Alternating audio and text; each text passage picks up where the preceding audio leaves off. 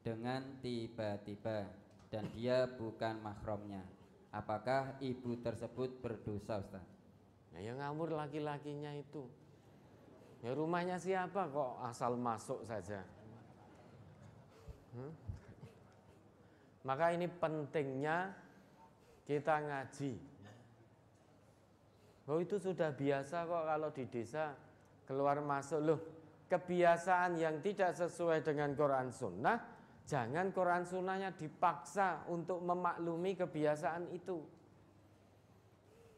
Namun kebiasaan itu yang harus dirubah untuk mengikuti Quran dan Sunnah. Pentingnya kita ngaji. Dulu sebelum kita ngaji, tetangga itu keluar masuk rumah tonggone ini biasa. Bahkan sampai jerun-jerun nih, sampai dapurnya, sampai ininya itu dan lain sebagainya.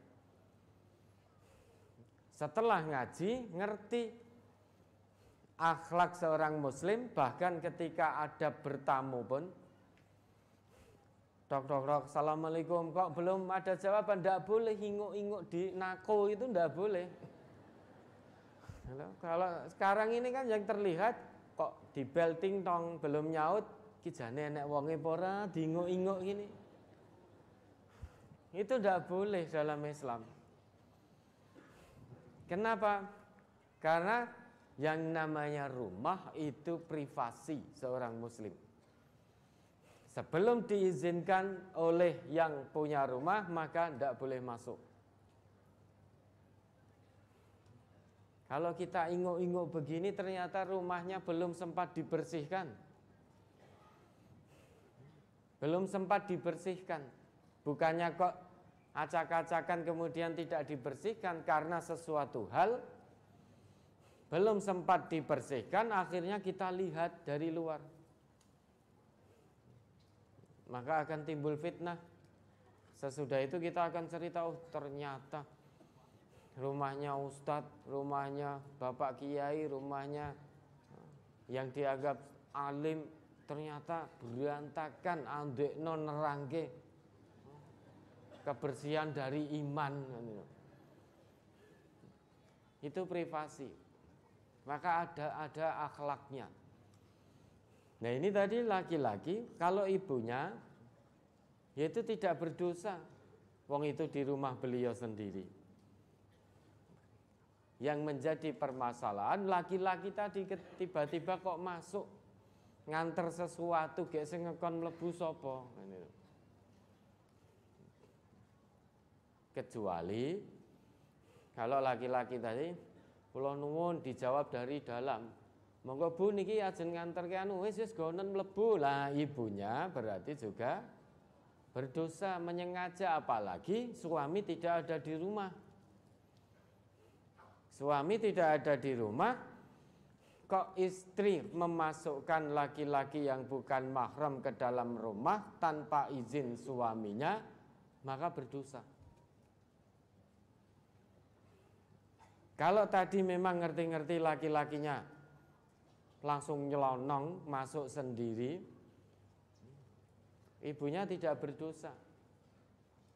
Bang, beliau lepas kerudung di rumahnya sendiri kok. Yang menjadi masalah laki-laki ini nggak tahu adab, nggak tahu akhlak. Itu sudah terbiasa, kebiasaan yang tidak pas dengan Quran Sunnah, tidak pas dengan ketentuan Islam. Jangan sampai ketentuan Islam, aturan Islam dipaksa untuk memaklumi kebiasaan masyarakat. Meski wis mendarah daging toh. Meski sudah mendarah daging kebiasaan itu, kalau memang tidak sesuai dengan nilai-nilai Quran dan Sunnah, ya harus dirubah. Harus dirubah kebiasaan tradisi yang sudah mendarah daging. Ini bukan hanya masuk ke rumah tetangganya tanpa izin, kok asal nyelonong sampai ke dapur, buka meja makan, nenek tempe dimakan, nenek anu. Iya toh kan biasa toh itu di masyarakat. Langsung masuk, masak apa yuk? Sampai Belum dijala wis buka-buka dhewe jika sego dhewe, jika tempe, jika tahu makan. Ini kebiasaan yang tidak pas, tidak baik. Maka harus dirubah kebiasaan itu. Tidak bisa berubah tanpa ngaji. Karena dengan ngaji kita tahu. Bukan itu saja Bapak dan Ibu. Dulu ya, di desa-desa itu biasa kok ibu-ibu nitip ke anaknya untuk disusui, tetangganya gek sing nyusoni ya linggih ning ngarep omah. Linggih di depan rumah di teras sambil jagongan dengan tetangga yang lain laki perempuan sambil nyusoni. Wes gitu anak yang disusu sudah merasa kenyang, kemudian bermain, ibunya tadi nawar-nawar kayak nyoneh rale sambil dijok-jok ke. Itu menjadi hal yang biasa. Nggih napa nggih? Iya. Nah enggak itu ngiming-ngimingi anak yang masih dalam susuan, masa bermain mungkin 1 tahun. Ada kok seorang ibu membuka dan mengeluarkan untuk kemudian diiming-imingkan pada anaknya itu. Nyole, engko nek ora gelem dimik fulan lho. Ada seperti itu sudah menjadi kebiasaan yang tidak baik dan mendarah daging. Sing kepengin dudu anake tanggane itu nanti sing kepengin. Lah, kalau kebiasaan yang seperti itu apa lantas agama harus memaklumi? Oh, sudah biasa, Pak. Itu kan hanya pikiranmu saja yang kotor, yang mesum dan lain sebagainya dan lain sebagainya. Ya. Kebiasaan yang tidak baik, jangan agama dipaksa untuk memaklumi. Kalau kebiasaan yang sudah mendarah daging kemudian agama dipaksa untuk memaklumi, niscaya Nabi dulu menerima kebiasaan-kebiasaan, tradisi-tradisi jahiliyah. Tapi apapun resiko beliau hadapi demi tegaknya kebenaran, merubah kebiasaan yang tidak baik yang sudah mendarah daging dalam masyarakat jahiliyah. Itu dirubah. Perbudakan itu kebiasaan yang sudah mendarah daging dulu sebelum Nabi diutus. Apakah Nabi lantas menerima perbudakan gara-gara itu sudah menjadi hal biasa dalam masyarakat jahiliyah? Oh tidak, perbudakan dihapuskan oleh Islam.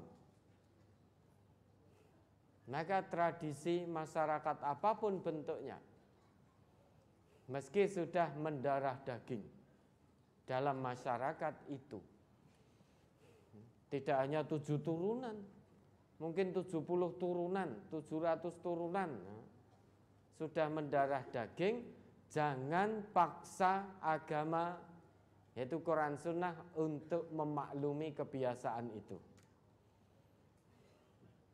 Tetapi kebiasaan itulah yang harus dipaksa untuk berubah sehingga sesuai dengan nilai-nilai Al-Quran, sesuai dengan nilai-nilai As-Sunnah. Kalau kita mengikuti kebanyakan orang, kebiasaan yang menyimpang, sudah mendarah daging, terus dipermaklumkan, oh wis biasa. Ini ada muda-mudi hubungan sampai berzina, ini hamil, oh wis biasa, cah enom. Kaya ora tau enom wae. Cah enom kuwi kenakalan remaja kok. Apa lantas Islam suruh memaklumi pergaulan bebas seperti ini? Hanya gara-gara pergaulan bebas sudah menjadi biasa. Apakah lantas Quran Sunnah harus memaklumi? Ya tentu tidak. Oh pacaran, oh biasa cah enom zaman saiki ora pacaran nih berarti rapayu. Padahal yang tidak pacaran itu yang selamat dunia, selamat akhirat. Bahkan menyentuh saja, ditikam kepala kita dari jarum besi itu lebih baik daripada kita menyentuh perempuan yang tidak halal. Sekarang kan muda-mudi, ubyang-ubyung, tidak muda-mudi lagi, perselingkuhan di mana-mana. Apakah lantas Quran Sunnah dipaksa untuk memaklumi perselingkuhan? Karena sudah menjadi hal yang biasa di masyarakat.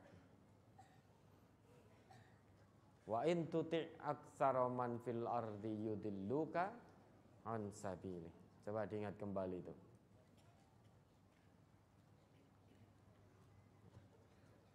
Surat Al-An'am surat ke-6 ayat 116. Wa in tuti' aktsara man fil ardi yudilluka an sabilillah iyattabi'una illa dhanna wa inhum illa yakhrusun. Dan jika kamu menuruti kebanyakan orang-orang yang di muka bumi ini, niscaya mereka akan menyesatkanmu dari jalan Allah.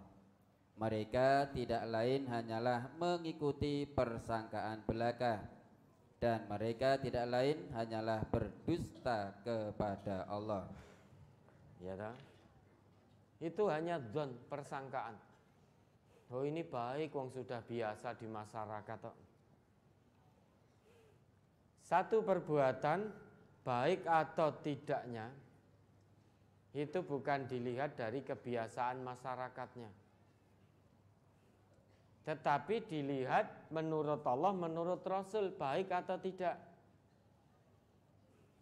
Kalau itu menurut Allah, menurut Rasul baik, maka kerjakan. Kalau itu menurut Allah dan Rasul tidak baik, meski menurut mayoritas masyarakat itu baik, ya jangan kerjakan. Karena baik buruk perbuatan itu menurut Allah, bukan menurut manusianya. Kebaikan itu menurut Allah, menurut Rasulullah, bukan menurut manusia. Kalau menurut manusia, menurut A baik belum tentu menurut B. Menurut A dan B baik belum tentu baik menurut C. Maka kebaikan, keburukan itu tolok ukurnya Allah dan Rasulnya. Tolok ukurnya Quran dan Sunnah. Sekalipun semua masyarakat mengamalkannya, ada satu orang tidak mau mengamalkan karena setelah ngaji jadi paham itu tidak sesuai dengan nilai-nilai Quran dan Sunnah, dia tetap tidak mengamalkan apapun resiko dan konsekuensinya. Meski semua masyarakatnya keluar masuk rumah tonggone biasa, ada satu orang yang tidak mau mengikuti umumnya masyarakat, itu tampak aneh, asing. Lah, tapi orang asing inilah yang beruntung. Karena kebaikan itu nilainya dilihat dari Quran, dari Sunnah. Laisa bi amaniyikum wala amaniyi ahlil kitab. Pahala itu bukan menurut angan-anganmu. Kebaikan itu bukan menurut angan-anganmu. Dan juga bukan menurut angan-angan ahli kitab, tetapi menurut Allah, menurut Rasulullah. Beragama ini sebetulnya mudah, Bapak Ibu. Berkali-kali kita jelaskan. Dalam agama ini hanya ada dua, if'al atau la taf'al, kerjakan atau jangan kerjakan. Kalau sesuai Quran Sunnah, kerjakan. Kalau tidak sesuai dengan Quran dan Sunnah, jangan kerjakan. Sudah selesai. Agama ini mudah. Yang mempersulit itu manusianya sendiri. Oh ngene ketoke apik kok, ngene ketoke apik. Lah eleke ning ngendi? Eleke ora manut tuntunan. Contoh, sekarang hampir semua umat Islam melaksanakan karena sudah mendarah daging dalam masyarakat kita. Apa itu? Ulang tahun.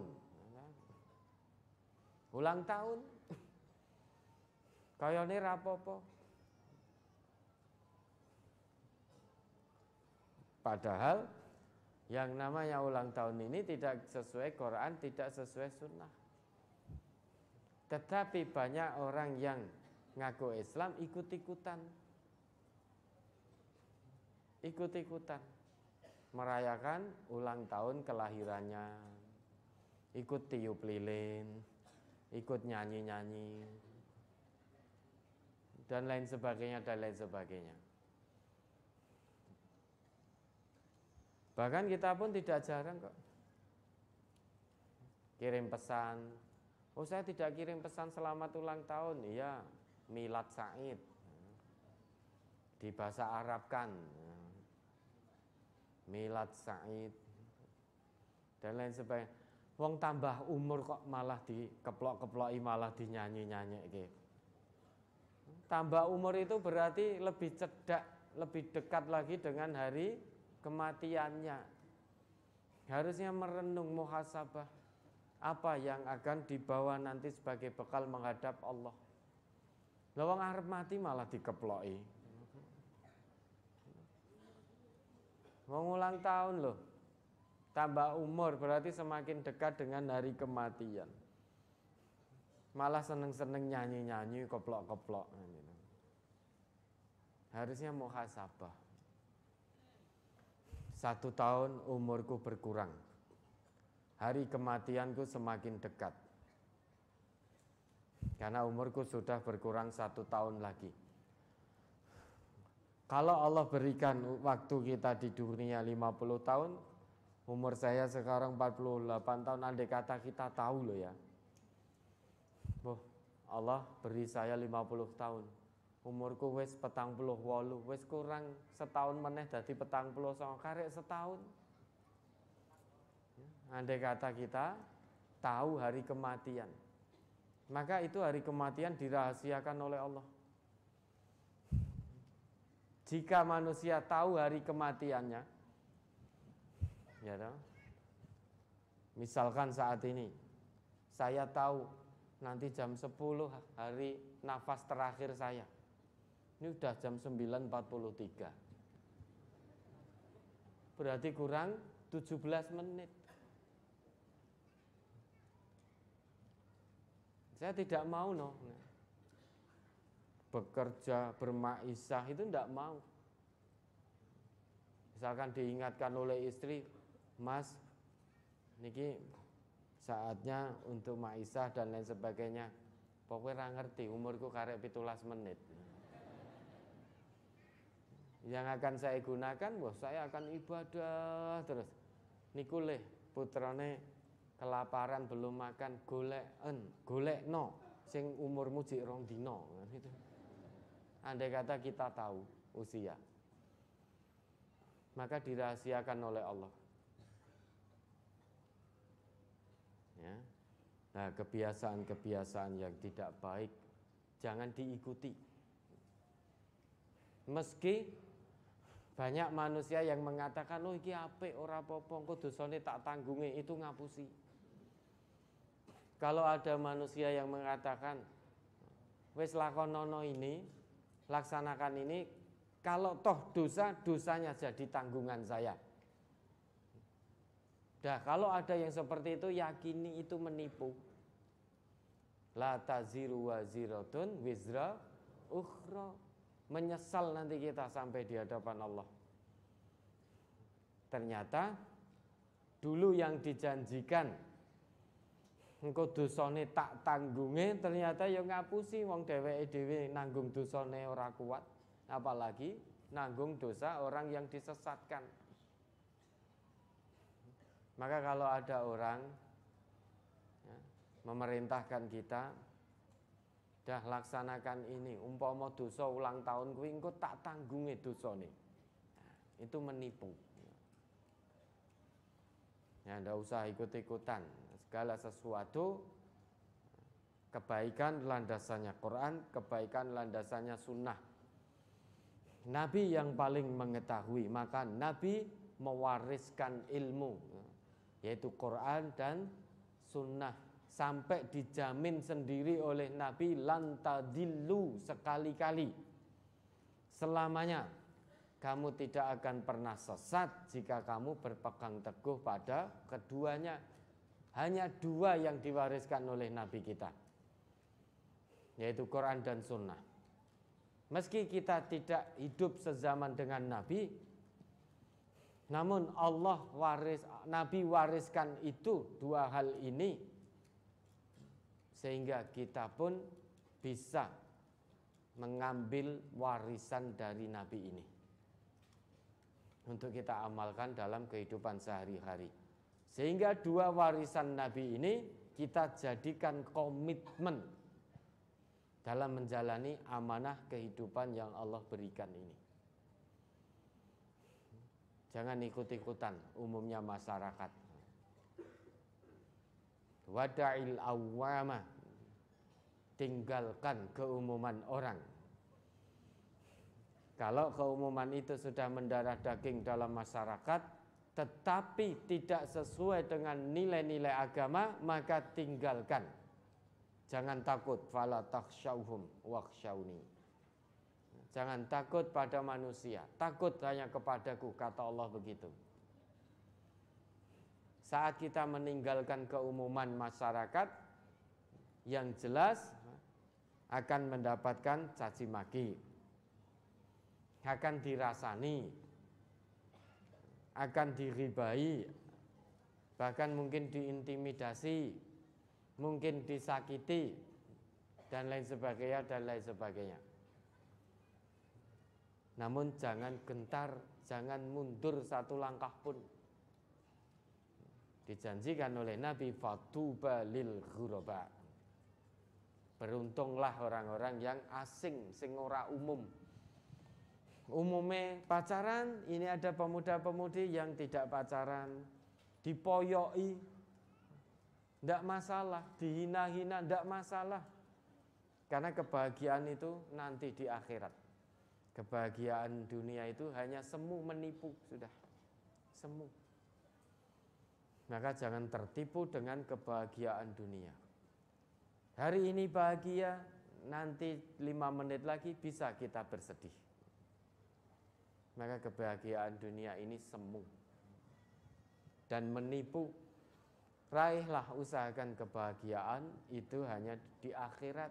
Kalau mengedepankan kebahagiaan akhirat, dunianya pun dijamin oleh Allah kita akan bahagia. Maka jangan takut, jangan gentar untuk menyuarakan kebenaran. Kebenaran Quran, kebenaran sunnah harus tegak.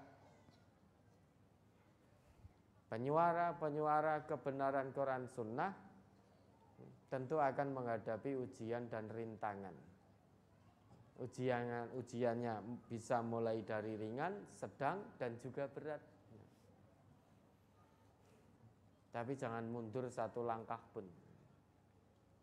Nah, kebiasaan masyarakat yang tidak sesuai dengan Quran dan Sunnah, jangan paksa Quran Sunnah untuk memakluminya. Tetapi paksa kebiasaan itu untuk berubah mengikuti Quran dan Sunnah. Termasuk wong lanang sing nyelonong-nyelonong tadi. Makanya ibu ya dikunci pintunya. Dikunci. Jangan dibuka belak-belakan. Buka belak-belakan ya siapapun masuk itu. Maling juga akan masuk itu nanti. Ya, kalau memang itu masuk karena nyelonong, ibu tidak berdosa. Tetapi kemudian kedepannya lebih hati-hati, dikunci rumahnya. Ya, karena laki-laki tadi belum mengetahui bahwa seperti itu ternyata tidak dibenarkan dalam agama. Ya, itulah pentingnya ngaji. Ngaji Quran, ngaji sunnah. Karena dengan ngaji Quran dan sunnah kita akan paham bagaimana Islam mengatur kehidupan ini. Dari hal yang kecil sampai hal yang besar. Sampai masuk toilet pun itu diatur oleh Islam. Sehingga kehidupan seorang muslim itu dari bangun tidur sampai tidur lagi itu diatur dalam Quran, diatur dalam sunnah. Maka bersyukurlah orang yang hatinya dilunakkan oleh Allah untuk menerima Islam. Ini petanda bahwa hidupnya akan teratur dari bangun tidur sampai tidur lagi. Bahkan ngilu saja bercermin juga ada aturannya. Mau makan, mau minum ada aturannya. Dan aturan ini semuanya untuk kebaikan dunia akhirat kita. Maka kebaikan itu tolak ukurnya Quran dan Sunnah, bukan manusia. Ya, ada lagi.